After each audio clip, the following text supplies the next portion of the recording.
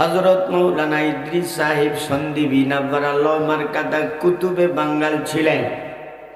উনি যখন অসুস্থ হইয়া হাসপাতালে ছিলেন, তো কম্পিউটারে তার চিকিৎসা করতেছে।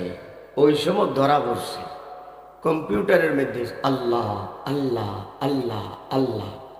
এরা তো চেক করতেছে রোগ নির্ণয় করার জন্য, কিন্তু বারবার কম্পিউটারের ভিতরে আসতেছে কি আল্লাহ আল্লাহ আল্লাহ।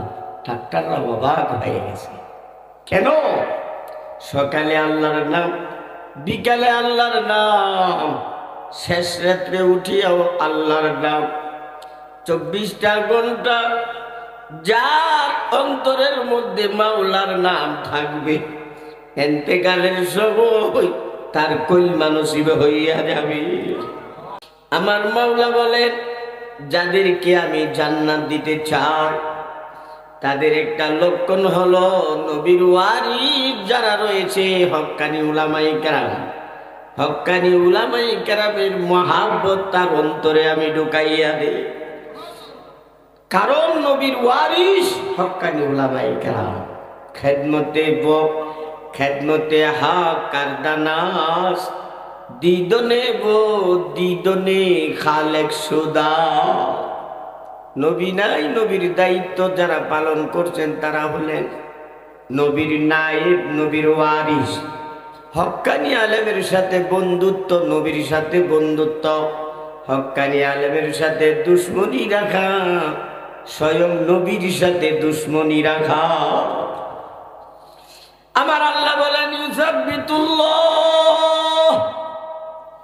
মানুষ যখন মৃত্যু মুখে পতিত হয়ে যায়, যারা দৈনিক নিয়মিত আল্লাহর জিকির করেছে তাদের ব্যাপারে আসছে একদল ফেরেশতা, প্রত্যেকের হাতে রেশমি রুমাল, সাদা পোশাক এবং জান্নাতের সুঘ্রাণ মাখা।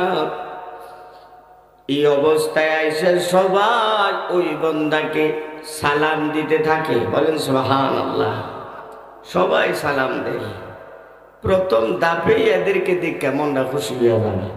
হুজুরদেরকে দেখলে ডরা মানছে না আরো খুশি হয়। পাঞ্জাবি টুপি ফাগরি যদি দেখে ভয় পাইব জিন্দিগিতে? ভয় পাই না। এদেরকে দেখে মুচকি হাসি দিয়ে সালামের জবাব দেন। অতঃপর তারা তাকে সুসংবাদ জানাইতে থাকে, আল্লাহর ওলি, সারা জীবন যে তুমি নেক আমল করেছ, বিশেষ করে আল্লাহর জিকির করেছিলা, এখন তোমাকে সুসংবাদ দেওয়ার জন্য এসেছি। এখন থেকে তোমার কোনো ভয় নাই, তোমার কোনো পেরেশানি নাই। তুমি তোমার ভাই বোন, আত্মীয় স্বজন, ছেলে মেয়ে, মা বাবা, পাড়া পড়শি সবাইকে ছেড়ে চলে যাবে। একা মনে করবা না, আমরা সবাই তোমার সাথে সাথে থাকবো। এই কথা বলে সুসংবাদ দেয়, ওয়া আবশিরু বিল জান্নাহ। এই সুসংবাদ পাইয়া মুচকি মুচকি হাসতে থাকে। আমার নবীজি বলেন, তারা চতুর্দিকে বসে যায়।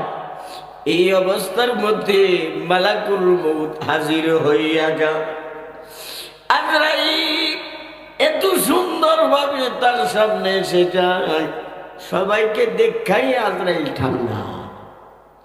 আজরাইল এত সুন্দর ভাবে তার রুহটা বের করে নেন, সে নিজেও টের পায় না। বলেন না সুবহানাল্লাহ। এবং রুহটাকে আল্লাহর দরবারে নিয়ে যাওয়া হয়।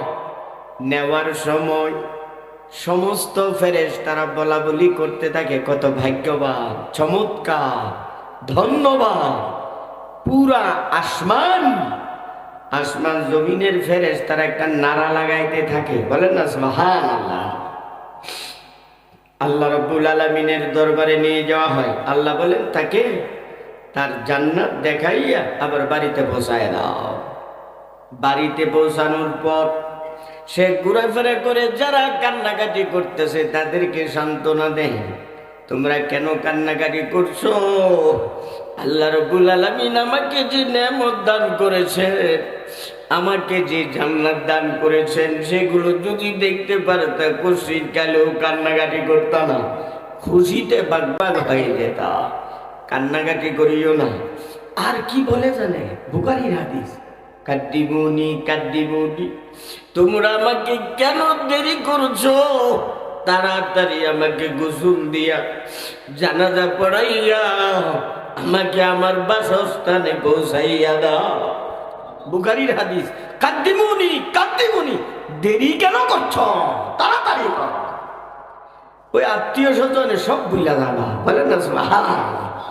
কবরে যাওয়ার সাথে সাথে, কথা বুঝতেছেন তো বাজান?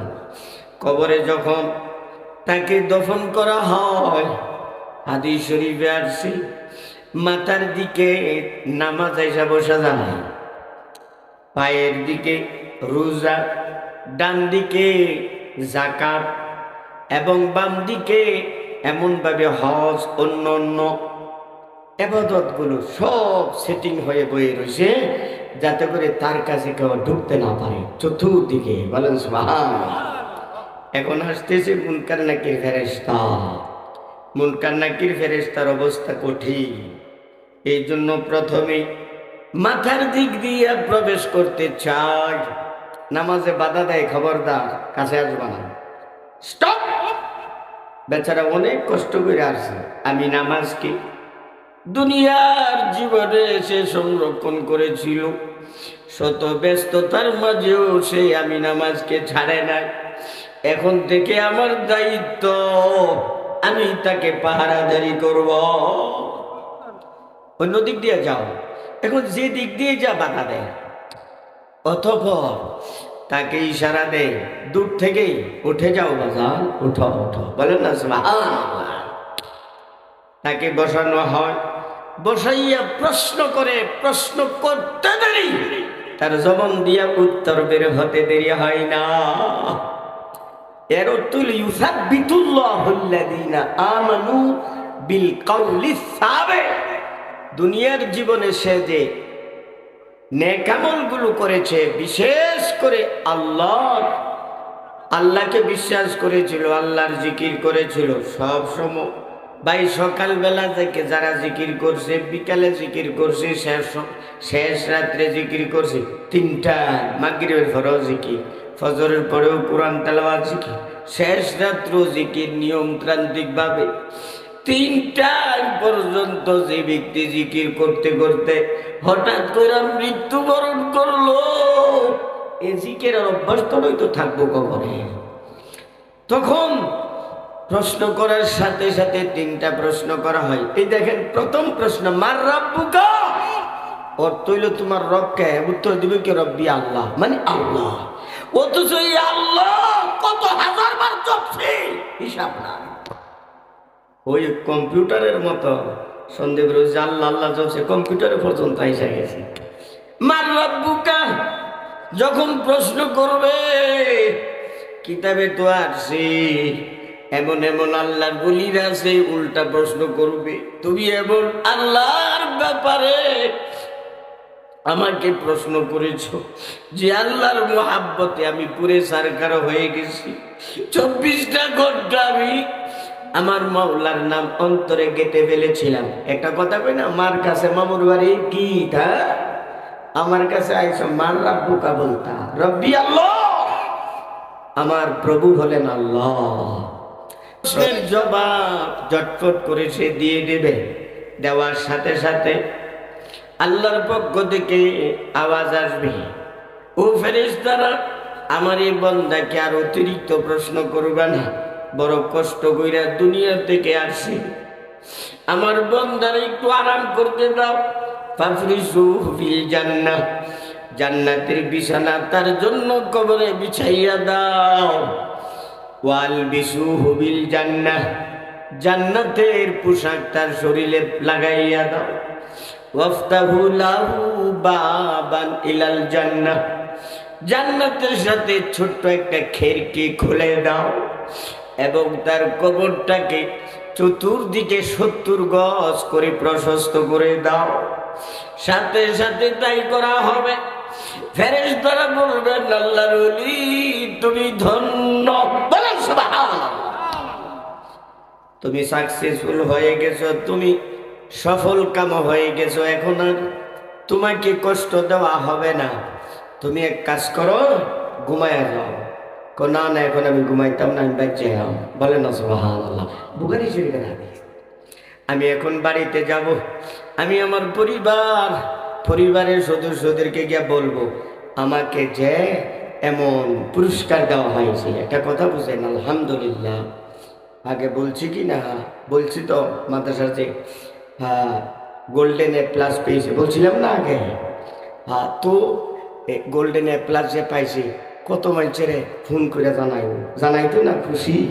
এই খুশির ঠেলায় সে বলবে আমি এখন বাড়িতে যাব, সবার কাছে বলবো, সবাইকে জানাইবো আমাকে যে আল্লাহ মাফ করে দিছে। আল্লাহ তখন বলবেন, ফেরেশতারা বলবে এখন যাওয়ার আর অনুমতি নেই, ঘুমা। জোর জোর করে তারা উঠাইব। বলে না সুবহানাল্লাহ। শোয়ানোর পরে বলবে নুম কানাউমিলুরুস, এমন ভাবে ঘুমিয়ে যাও সিংহার আওয়াজ উঠবে, তোমার ঘুম ভাঙবে না। গোটা দুনিয়া তছনছ হয়ে যাবে, তোমার ঘুম ভাঙবে না। দ্বিতীয়বার যখন সিংহার আওয়াজ উঠবে হাসরের ময়দানে সমবেত হওয়ার জন্য, তখন তার মুখ ঘুম ভাঙবে। ঘুম ভাঙার সাথে সাথে সে অবাক হইয়া বলবে আরে হাসরের ময়দান দি। বলে না সুবহানাল্লাহ। হাসরের ময়দান বলে সে শরীর থেকে ধুলাবালি সরাইতে থাকবে। এমন সময় নামাজ আইসা বলবে, রোজা আইসা বলবে, হজ বলবে, আল্লাহর ওলি আপনার কোনো চিন্তা নেই, আমরা সবাই আছি। বলেন না সুবহানাল্লাহ। চতুর্দিকে গার্ড দিয়া তাকে হাসরের মাঠে উপস্থিত করা হবে।